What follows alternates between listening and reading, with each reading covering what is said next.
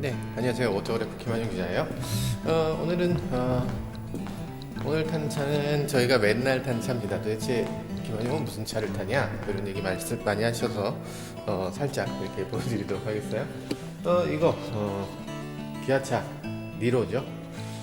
니로인데 니로는 사실 소형 SUV라고는 하지만 이 소형 SUV라고는 믿어지지 않을 정도의 큰 차체를 자랑합니다.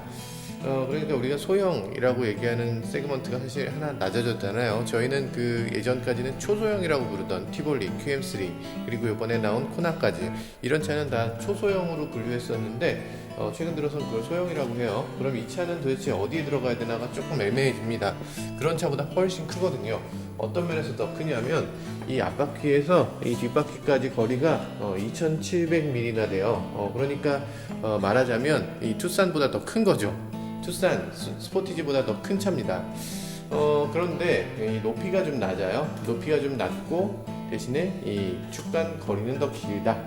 더 길어서 그만큼 적재할 수 있는 공간이 더 많다는 거죠. 그래서 이 모터그래프 스티커가 이렇게 있고, 네, 트렁크를 열어보면 이렇게 적재 공간이 스포티지나 투싼보다 더 큰 걸 볼 수가 있습니다.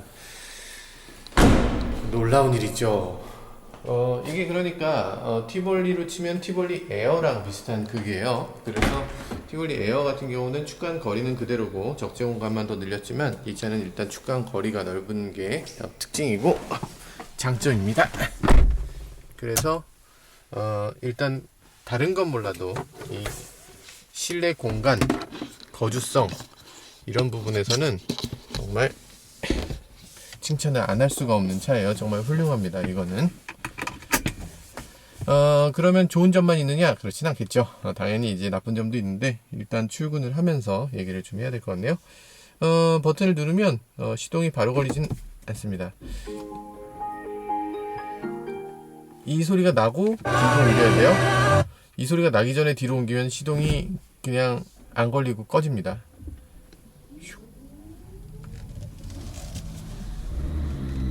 네, 출발하자마자 시동이 걸리죠. 니로의 어떤 주행 특성입니다. 니로는 출발하는 그 아주 짧은 순간만 시동이 안 걸리는 채로 출발을 하고 이거 안 되겠네. 죄송합니다. 시동이 또 꺼졌네요. 네, 시동이 처음에는 일단 걸리고 봅니다. 걸리고 보는데 이게 아이오닉하고 약간 그 프로그램이 달라요. 아이오닉은 최대한 안 걸리게 가는 방식으로 되어 있고 니로는 어쨌든 출발을 했으면 시동을 거는 방식으로 되어 있어요. 그런데 그 시동 소리가 굉장히 크기 때문에 조금 좀 부담되긴 합니다. 그 언덕을 올라가는 이런 상황에서도 굳이 시동을 걸지 않아도 되는 상황이면 시동을 걸지 않고 그대로 통과하는 걸 볼 수가 있습니다. 정말 아주 조용하게 갈 수 있어요. 아주 조용하게. 정말 놀랍게 조용하죠. 네, 시동 소리라고는 전혀 들리지 않는 것 같은. 실제로 시동이 걸려 있지 않으니까 당연히 시동 소리가 안 들리죠. 그래서 주변에 있는 사람들이 잘 안 비켜줍니다. 안 비켜주는 게 좀 흠이에요. 밖으로 나오는 소리가 이거보다 좀 더 컸으면 좋겠어요. 조금 더 엘리제를 위하여 같은 거 좀 나오면서 가도 사실 상관없는데 네, 소리가 너무 안 나서 좀 곤란하기도 합니다. 연비는 지금 출발하면 연비가 리셋이 돼요. 그래서 지금 5.9km라고 지금 떠 있는데 6.5km로 늘었습니다. 출발하면 어쨌든 리셋이 되니까 이 상태에서 그러니까 하룻밤 지나고 나서 출발하면 리셋이 돼요. 그러니까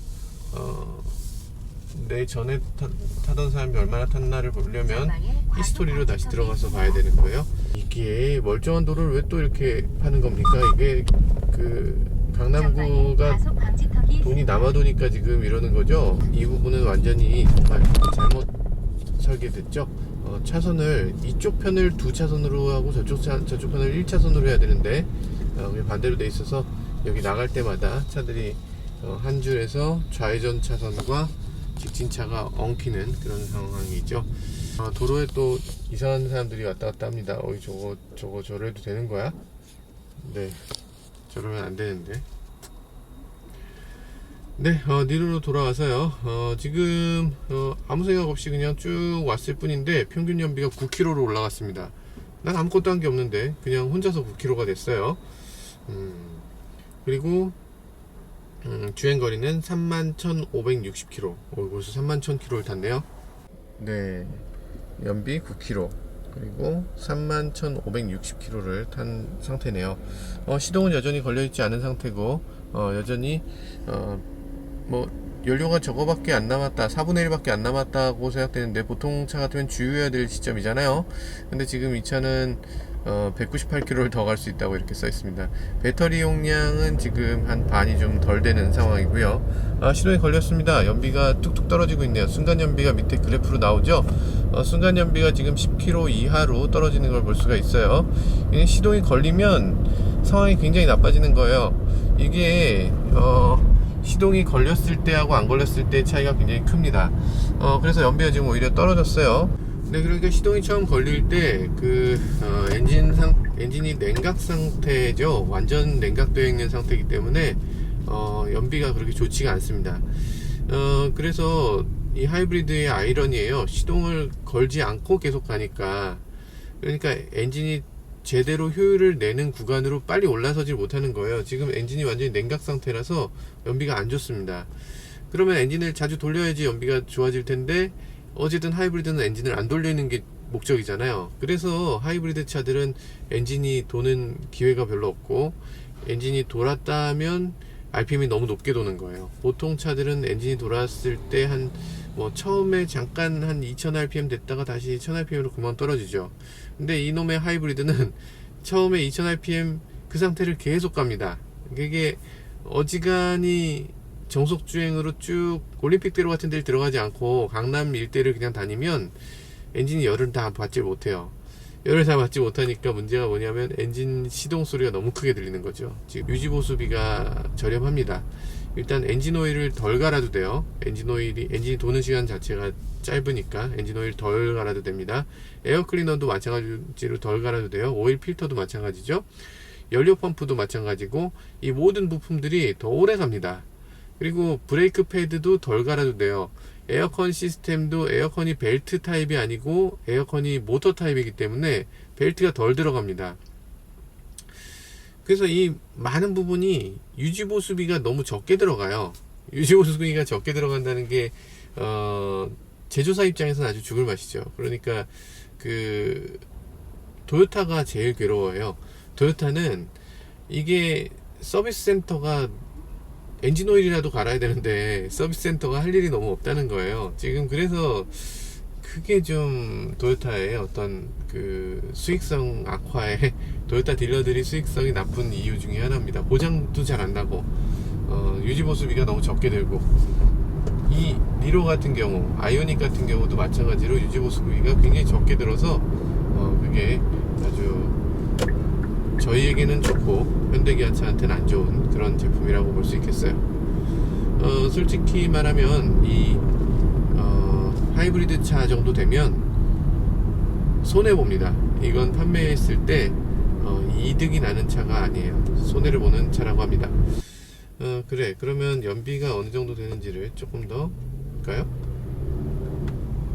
연비가 10.8km가 됐어. 연비가 계속 오르고 있어요. 하이브리드 운전하는 방법이 따로 있냐고 생각하시는 분들도 계시죠. 사실 그냥 자동차 운전하듯이 그냥 하면 됩니다. 원래는 그래요. 그렇지만 하이브리드를 운전하는 방법이 있어요. 그러니까 연비를 좀 높일 수 있는 방법이 있어요. 하이브리드 연비를 높일 때는 엔진 소음이 조금 전보다 커진 그거가 조금 단점이고요. 그 외의 것들은 굉장히 좀 마음에 드는 편입니다.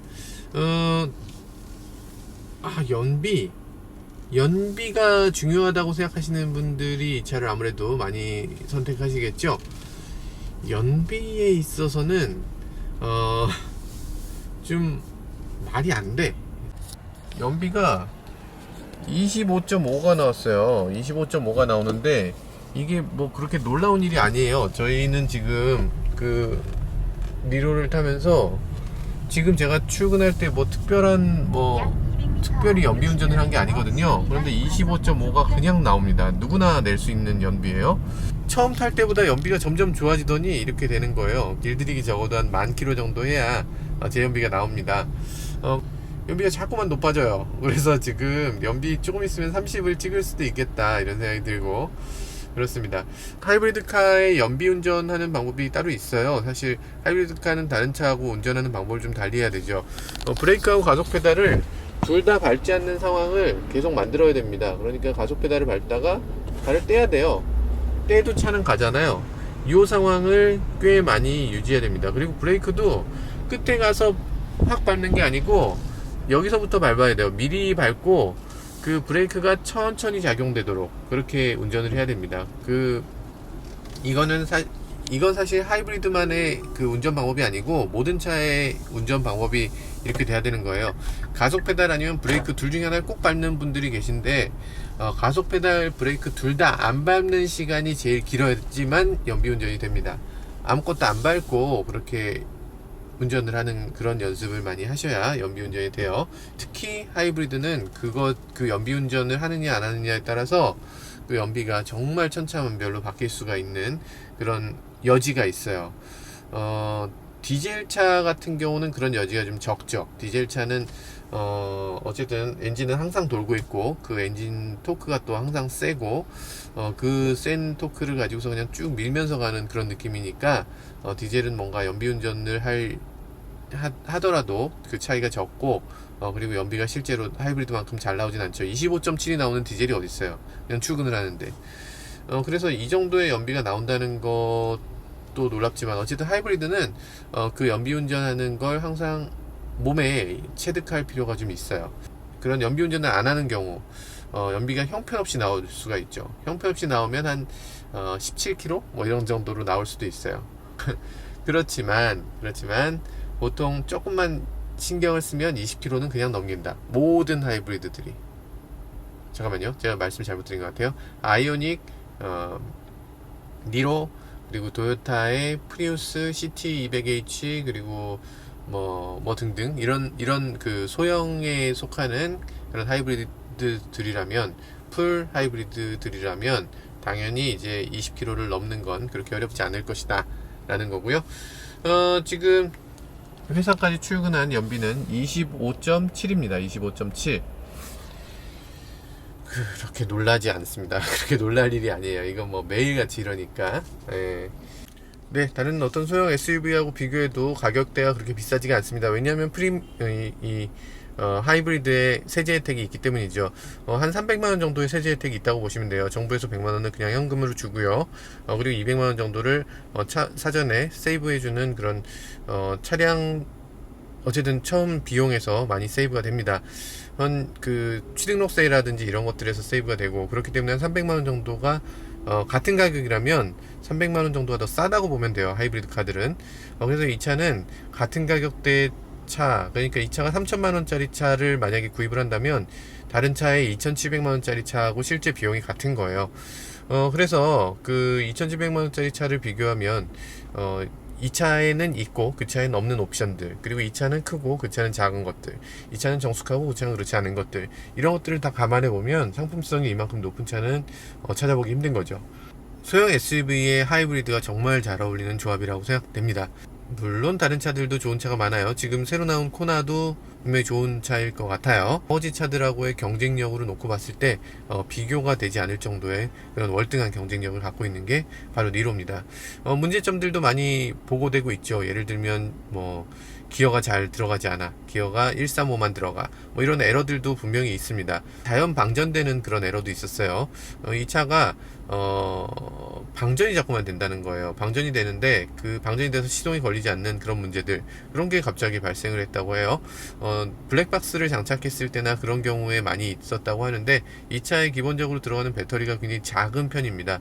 블랙박스를 운영할 때 아마 그 작은 배터리 때문에 상시 전원이라든지 아니면 암전류라든지 이런 것들이 발생했을 때 그런 것들의 문제로 이런 문제가 생겼던 것도 있는 것 같아요. 그리고 이 안에 PCB가 이전에 좀 암전류가 생기는 그 불량 PCB가 또 있었다고 하는데 이것도 사실은 리콜돼야 될 사항이지만 기아차가 어떤 이유에서인지 리콜을 하지 않았고 그 암전류 관련한 PCB 교체가 또 이루어지고 있는 것으로 압니다. 캠페인으로 이루어지고 있는 것으로 알아요. 어쨌든 그런 것들이 이제 고쳐졌습니다. 2017년형부터는 배터리의 이 소재도 바뀌고 그리고 이 암전류를 일으켰던 그 PCB 구조도 바뀌었고 그리고 또 하나는 이 차의 기본적인 주행 배터리, 그러니까 대용량 배터리, 하이브리드를 위한 대용량 배터리를 이용해서 소형 배터리, 그러니까 지금 자꾸 방전돼 버리는 시동용 배터리를 충전할 수 있는 그런 점프 시스템이 마련이 됐어요. 그래서 긴급한 상황에서는 그 자체 점프를 통해서 시동을 걸 수 있도록 이렇게 그 시스템을 만들었습니다. 어쨌든 많은 부분이 해소가 됐고요. 많은 부분이 해소됐는데 그 해소된 것들 이전에 니로는 정말 쓰레기 같은 차였느냐? 그렇진 않고요. 문제가 있었던 것들을 어쨌든 문제로 이렇게 빨리 반영을 하고 빨리 리포트를 하고 그래서 개선이 좀 된 것들, 그런 거 아주 좋은 일이라고 생각됩니다. 잘 했어요. 아주 잘한 겁니다. 그리고 지금 이 차에서 정면에 보시면 이 차의 그 그릴 부위가 보일 텐데, 저 아래쪽에는 지금 시동이 다시 걸리면서 아래쪽에 셔터가 열렸지만 이 하이브리드를 위해서 여러가지 저 셔터가 열리고 닫히는 등의 어떤 여러가지 조치들을 많이 했습니다. 연비가 좋아지기 위해서 굉장히 노력을 많이 기울였다는 뜻이라고 할 수 있겠죠. 뭐 지금까지 한 1년 반 정도 타봤는데 1년 반 정도 타본 결과 만족도는 굉장히 높은 차입니다. 그렇다고 해서 이 차가 유일한 어떤 그 선택해야 될 유일한 차는 아닐 거예요. 여러분들의 취향이 어떤 차에 가장 적합한지 다양한 차들을 만나보시고 그리고서 차를 결정하시는 게 좋을 것 같아요. 제가 생각하는 것은 소형 SUV를 구입한다면 그 중에서 니로도 한 번쯤 고려 대상에 놓고 한번 같이 시승을 해보고 그러고 나서 결정을 하시는 게 좋겠다는 생각이 듭니다. 지금까지 오토그래프 김한용 기자였습니다. 출근을 늦었네.